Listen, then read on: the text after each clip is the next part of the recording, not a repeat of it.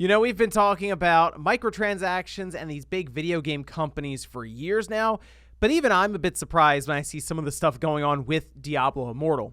Now, I haven't gotten into the game at all, and it's probably best, for me anyway, just to kind of hang out and wait for Diablo 4 to come out, but even like Diablo 4 kind of has people looking at it a bit sideways after Diablo Immortal. And today I want to talk a bit about some of the money that's flowing into this game just to get some of the most basic stuff you would need for the end game of this title. Guys, if you enjoy these videos, make sure that like button. And if you're new to the Small Way Plus channel, make sure you're subscribed down below. There was this article that popped up on VGC and got a ton of traction because it once again goes over a very large number, a shockingly large number that was posted up by a streamer. And this is something that I've noticed has been happening with Diablo Immortal specifically. I mean, it happens with other games also, where they'll throw us a bunch of money at it over and over until they get something like, in this case, what was a 5-star gem, which you need for endgame of Diablo Immortal, for upgrading and all of these different things. There's a lot of issues when it comes to the drop rates around these gems, running through dungeons, and there's stamina. I mean, there's all kinds of mobile gacha game stuff. I mean, really, this isn't new necessarily, but I'll admit, I have to figure that some of the other more prominent gacha games are looking at Diablo Immortal like, oh, can you guys calm down a little bit? We don't really want the spotlight getting on us too with this, but we can see this. A Diablo Immortal player spent more than $15,000 trying to obtain a rare 5-star gem item, then immediately destroyed it in protest. Spent about almost $16,000 and then just destroyed the gem. And the idea with gacha games is they don't outright give you the item for a certain amount of money. That'd be too easy. You have to essentially spin a wheel, or like, really, it comes down to a game of chance to get these items. And if you don't get it, you then put more money in to get a certain currency that you use to spin another wheel. And Diablo Immortal attempts to hide this as best as they can through dungeon runs and all that, but you end up still just opening a chest, and that in turn goes back to the idea of there being a roulette wheel in the background that's spinning. Their rates are just pitifully low, like I said, more so than other titles on mobile devices. And this has all led to Diablo Immortal having a user score currently of 0.3. That's like the lowest I think we've ever seen for anything out of Blizzard. 2,219 negative, 41 positive, and 17 mixed, with almost all of them being zeros, just saying, hey, the microtransactions, the amount of money that has to be paid in is very egregious. However, that hasn't stopped the game from making money in its first 2 weeks, and that doesn't surprise me, mostly because the game just came out. A lot of Diablo fans are going to be trying it out just to see if it's any good, and maybe they threw 10 or 20 bucks in just to see what it would get them. They realized, oh, okay, that wasn't worth it, then they move along. But Diablo Immortal earned $24 million in the first 2 weeks on mobile. A lot of that probably coming from streamers trying to test things out now.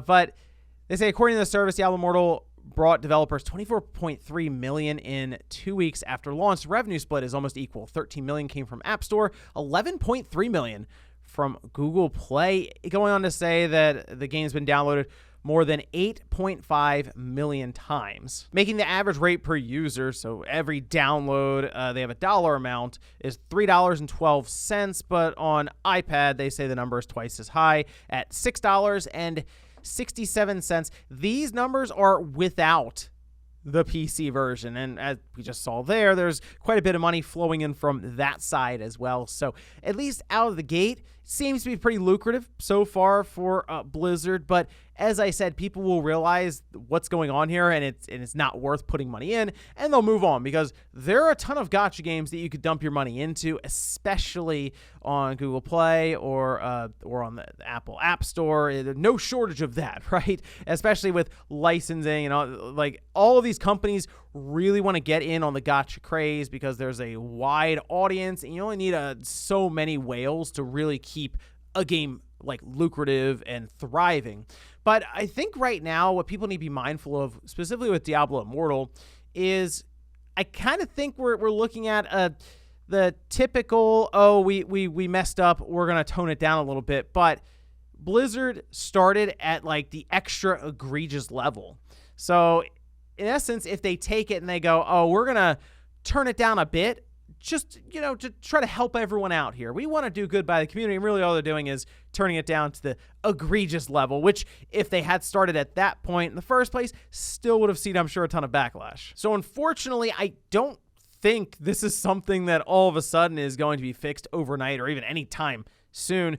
I think they're going to turn it down a bit, or at least turn the rates up a little bit, so you feel like you're getting a bit more. But if it took almost $16,000 to get one of these 5-star gems, in their mind, oh, well, if it only costs $4,000 to get a 5-star gem, I mean, look at that. We made it more than 50% easier for you to get this gem. I mean, they're meeting us halfway on this one. And to be honest, I'm not surprised at all. I think when they first showed it, the reaction was correct at the time, where they got roasted on stage. And now we see why people were concerned and were roasting them on stage. Because when you hear about these free-to-play games, we always think of the microtransactions, right? I always think of, okay, yeah, that's free, but like, where does it get made up exactly here? And to be honest, I would have preferred Diablo Immortal just to be a set price when you buy it, and it's just a good portable Diablo game for your phone. And if we want that full-fledged Diablo experience, wait for Diablo 4 to get here, which, like I said, Diablo Immortal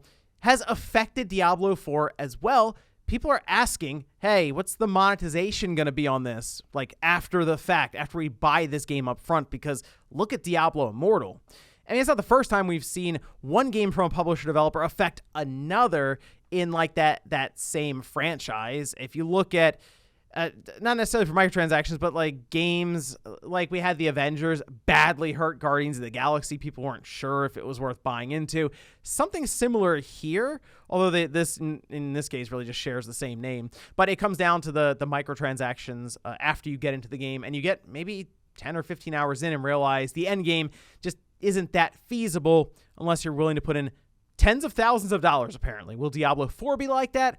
According to them right now, it's going to be expansions that they'll be releasing later on, and there'll also be cosmetics involved when it comes to microtransactions. But I understand why people are a little hesitant right now after seeing what's going on with Diablo Immortal. But let me know what you guys think about this one down below, because it is pretty impressive what's going on here with Diablo Immortal, how far Blizzard has pushed this entire situation. Thanks, guys, for watching, and I'll see you next time.